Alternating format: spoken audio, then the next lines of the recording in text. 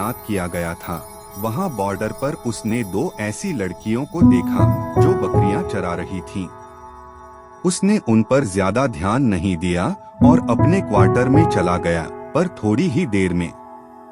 हमारी यह कहानी एक फौजी के प्यार पर बुनी गई है, जिसका नाम रमन था। वह बिलासपुर गांव का रहने वाला था। उसके सपने बहुत बड़े थे। वह अपनी जिंदगी में बहुत कुछ करना चाहता था। एक दिन रमन सो रहा था। उसने एक सपना देखा कि वह अपने देश के लिए शहीद हो गया। तभी से उसने फौजी बनने की ठान ली। जब उसने यह बात अपने माँ बाप को बताई तो वे चिंतित हो गए। उन्हें लगा कि अगर उनका बेटा फौजी बनकर उनसे दूर चला गया तो वे अकेले कैसे रहेंगे। लेकिन रमन का यही कहना था कि उसे अपने देश के लिए फौजी बनना ही है, क्योंकि वह अपने देश से बहुत प्यार करता है।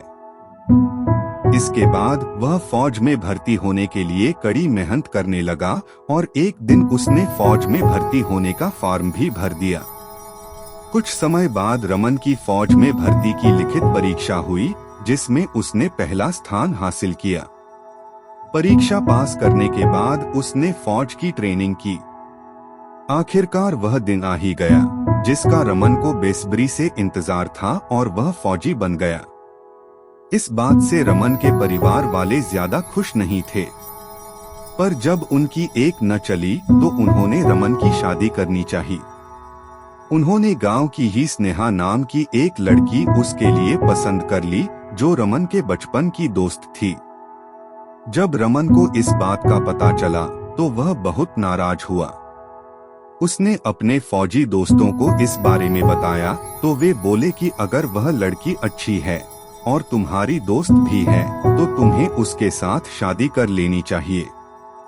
रमन को यह बात समझ में आ गई और उसने इस रिश्ते के लिए हाँ कर दी। एक दिन रमन को जहां तैनात किया गया था, वहां बॉर्डर पर उसने 2 ऐसी लड़कियों को देखा जो बकरियां चरा रही थीं। उसने उन पर ज्यादा ध्यान नहीं दिया और अपने क्वार्टर में चला गया, पर थोड़ी ही देर में उसे किसी के तेज बोलने की आवाज सुनाई दी। रमन अपने क्वार्टर से बाहर आया तो देखा कि बकरी चराने वाली एक लड़की के साथ एक फौजी बदतमीजी कर रहा था, जबकि दूसरी लड़की वहां से शायद भाग गई थी। रमन ने उस फौजी को लताड़ा और उससे भिड़ गया। इस बात से वह लड़की डर गई। रमन ने उस लड़की से पूछा, तुम कौन हो और यहाँ क्या कर रही हो? उस लड़की ने अपनी लड़खड़ाती आवाज में बताया, मैं तो अपनी सहेली की मदद करने के लिए यहाँ आई थी। उसकी तबीयत ठीक नहीं थी।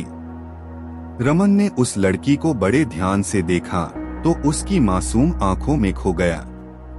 उसके दिल की धड़कनें तेज हो गईं।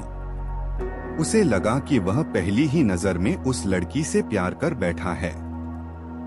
तभी उस लड़की के होठों से धीमी आवाज में शुक्रिया निकला और वह वहां से चली गई।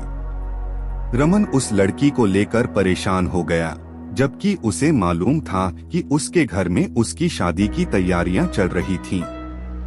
इस सब के बावजूद वह हर रोज उस लड़की का इंतजार करता था। एक दिन रमन को वही लड़की अपनी सहेली के साथ दिखाई दी।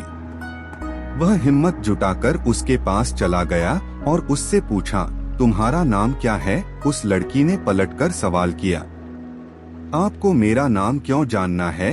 रमन के ज्यादा गुजारिश करने पर उस लड़की ने अपना नाम जन्नत बताया। रमन बोला, तुम्हारा नाम तो बहुत अच्छा है। ऐसा लग रहा है जैसे मुझे जन्नत नसीब हो गई। जन्नत ने रमन को टोकते हुए कहा, आप ऐसी बात मत कीजिए, मुझे अच्छा नहीं लगता। रमन ने कहा, मैं तो सिर्फ तुम्हारी और तुम्हारे नाम की तारीफ कर रहा हूँ। जन्नत चुप रही तो रमन ने पूछा, तुम कहाँ रहती हो?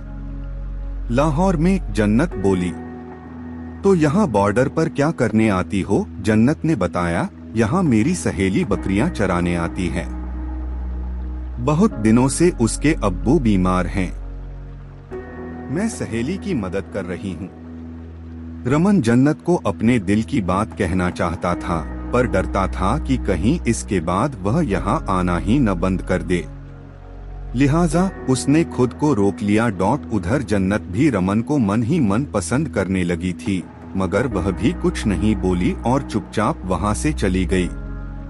एक दिन रमन ने अपना दिल मजबूत करके जन्नत को बोल दिया, जन्नत, जिस दिन से मैंने तुम्हें पहली बार देखा है तब से मैं तुम्हारा दीवाना हो गया हूँ। मैं तुम्हें पसंद करने लगा हूँ।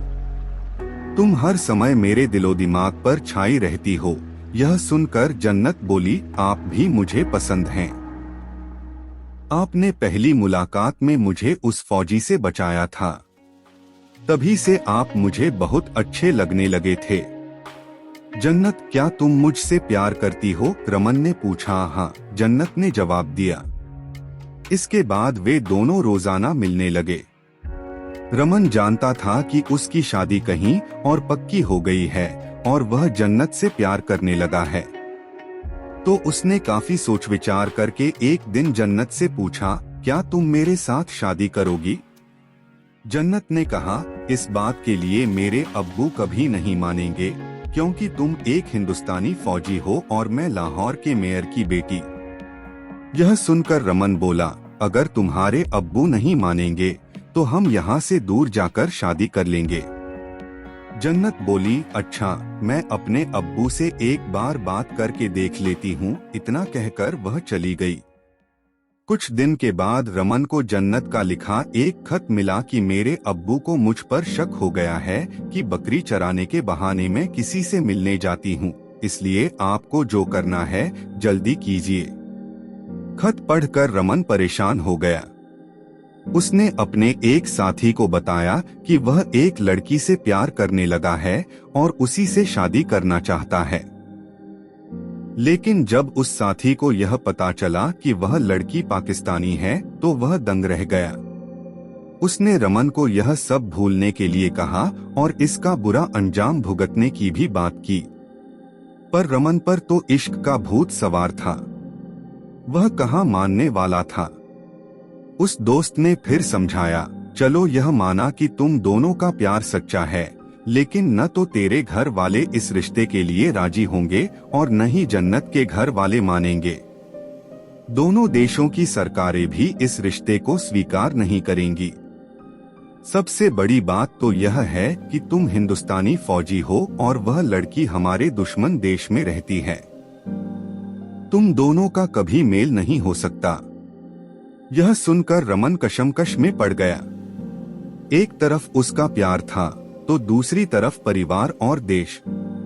फिर उसने फैसला लेते हुए अपने प्यार के बारे में परिवार को बताने की ठानी, पर जब माँ बाप को इस बारे में पता चला तो उन्होंने कहा कि तुम ऐसा कुछ नहीं करोगे जिससे उनके खानदान की नाक कट जाए। वह एक पाकिस्तानी लड़की है और इस घर में कभी बहू बनकर नहीं आएगी। इस सब के बावजूद रमन ने जन्नत का साथ चुनना पसंद किया। उधर जन्नत के अब्बू को रमन के बारे में किसी रिश्तेदार ने सब कुछ बता दिया। वे गुस्से में आग बबूला हो गए और उन्होंने जन्नत को कमरे में बंद कर दिया। जन्नत ने किसी तरह रमन के लिए एक खत लिखकर उसे अपनी सहेली से रमन तक पहुंचाने को कहा। रमन ने वह खत पढ़ा। मेरे अब्बू ने किसी और के साथ मेरी शादी पक्की कर दी है। जल्द ही मेरा निकाह भी हो जाएगा। यह पढ़कर रमन का खून खौल गया। अब उसे न देश की परवाह रही और न ही परिवार की। वह हर नियम ताक पर रखकर चोरी छिपे पाकिस्तान चला गया।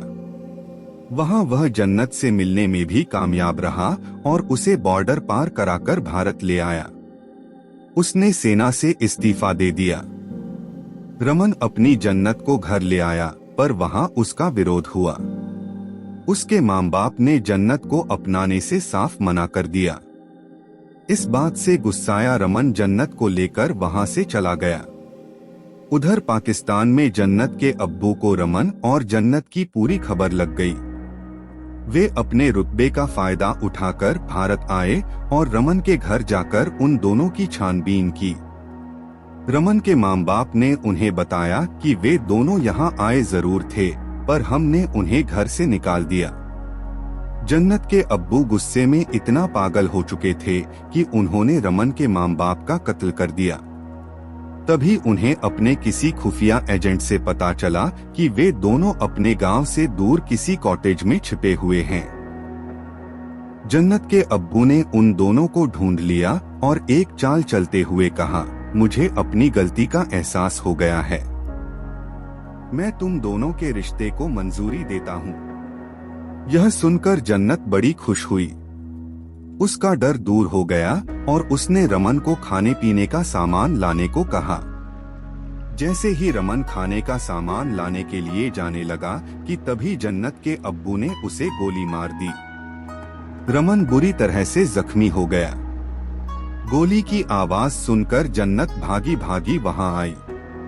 उसने देखा कि रमन खून में लथपथ जमीन पर पड़ा हुआ है। उसकी सांसें रुक चुकी थीं।